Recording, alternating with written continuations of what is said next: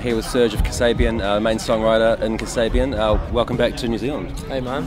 You alright? Yeah, great, yeah. Congratulations on the Brit nomination. Ah, thank you. Who do you think, do you have a pick in mind for the breakthrough act? Breakthrough? God, I don't know. I don't really take any notice. Who's... Anna Calvi, someone Sheehan, Jessie J, Vaccines. You kind of answer the question though. You don't take that. You don't really worry about the awards so much. No. They're not for no. They're no. It's nice to win them, but I don't think you should ever be thinking about awards if you're in a band. You said something in an interview. The interview was undated, but you said something about how the press overseas gets you better than the press in the UK. Is that? Yeah, would that have been a while ago? Well, I suppose we come with a lot less. You come with a lot less baggage, you know. You know, I think I suppose. Yeah, I mean, I don't know, because you just come and no one really knows who you are, or they do, and then you just play the show, and then they take from the show what they feel, you know, rather than 1,000 things that have already been written. You know, there's not that, you know. So it's a lot less. So you're sort of rated on where you are at that point in time, which is kind of great, I think. Is this your second big day or third? Third big day out. Yeah. Strange. You've probably heard that it's all over for all. Yeah. Well, it's just. I mean, I think it's just not caught light, has it? This was rammed last time. You know, it was chaos. Travelling circus. It was always a great place to kick it off because the kids went mental, you know, and you'd see everyone, catch up with people you knew, or you'd scope out who you were gonna, you know, avoid who you were gonna, you know, have a dance with or whatever, and that would be it. It seems that it just doesn't Soundgarden back here. It's kind of weird. Yeah. We walked past before, and there was normally there'd be, you know, a row of kind of backstage hospitality, and there was just a sign, and it said left Kasabian, right Soundgarden. It was slightly sad. No, but well, we should give it a great send-off. I think that is our job, our duty as a rock and roll band is to send it off with magnificent form. Is it a symptom of? Is this a worldwide thing? I mean, in your experience of the last year, are festivals struggling? Depends. I mean, not the big ones, but yeah, I mean, it's hard times in many countries, you know. You can feel that. But as I say, you know, it's your duty as a band to bring the people up, you know. No matter if people can afford it or not, the people that are there, you got to give them a great show, I think. Because if we ain't got music, man, and we ain't got no dough, then we're pretty fucked, you know what I mean? And of course, especially you've got to feed the family. You're a recent father in the last few months? Yeah, well, no, he's a bit older now, he's 17 months. Right.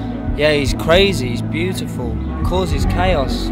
He looks like Marlon Brando already. He's got a look baby to fat. kill. Yeah, and he's got this brow, this intense brow. Just looks like he's great. So you guys are of a level where, I mean, could you bring your family out to these sorts of things, or are you away from your family a long periods of time? Yeah, we are. I suppose I don't think we're at a level where we could do that comfortably. And I don't know how long that'd last before we started, you know, going mental. You know, I don't know. It kind of seems. Just doesn't seem right. The great shows, you choose some shows, there's one. Travelling all the time, I think you'd lose a bit of that brotherhood that we've we've had since we were like 12 or something, you know? I mean, you're the main songwriter in the band. Has having a son given you any sort of songwriting inspiration? I think what it's done, more than any kind of directly with writing tunes, is I think it makes you less bothered about anything, you know. Like, who cares, you know? Like, you just sort of do what makes you happy, you know. And when you have a kid, you sort of go, well, he's all that matters, and you know, our family's all that really matters. So So fuck it, you know, and that's a great feeling because it's almost the pressure just suddenly goes. You sort of, you lose that kind of the weight. You kind of lose it a bit because, like, I don't give a shit as long as my, you know, everything's alright at home. Is it less pressure for you on tour because you don't have to write an album? Like, do you feel? Yeah, Do the other members, do you think, have an easy ride when you're having to write the album kind of thing? Yeah, they have the time of their lives. They couldn't be in a better position. I mean, they have the dream job. God bless them for that. I buzz off that on that level of just them just sort of going, nice one, mate. Cheers for that. It's great. On tour, I sort of get it together in my head what the next one's going to sound like. It's more about the concept and the style and how I'm going to put all the tunes together. I have to think about that. Sort of move things around and, you know, get the parameters set before I start, and I do that on tour. Gather tunes and literature and films, and that kind of like the basis of what the next record's going to sound like. So it's more, I suppose, just call it research than it is. So are you sort of coming up with like a full concept rather than just here's a riff? Yeah, kind of. Yeah, but not like. I mean, it depends. I mean, it could be loose. It could be like, you know, there's going to be no guitars on the next record, or, you know, all the bass is going to be recorded through a certain way, or all the keys are going to be in a, you know, it's more like that than maybe like Dark Side of the Moon or something. But it could be. I don't know yet. Did you think if you name your album after a dinosaur, it's going to be hard to pronounce? Velociraptor. Were you confident going in? Yeah, I mean, because it's, you know, it's done well, hasn't it? Yeah, well, I mean, I just wanted to make the record that had just similar to the White Album, in which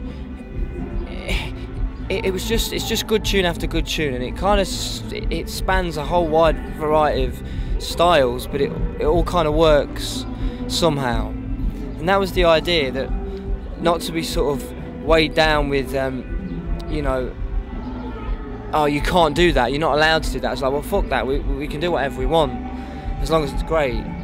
So when we finished the record and listened to it back to back, it's like, wow, that's great, you know, it's going to be amazing. But you never know what it's going to do, and lucky for us, well, not lucky, I suppose, people liked it, yeah. So that was nice. Well, yeah, you put the work in, yeah, you got the result. Yeah.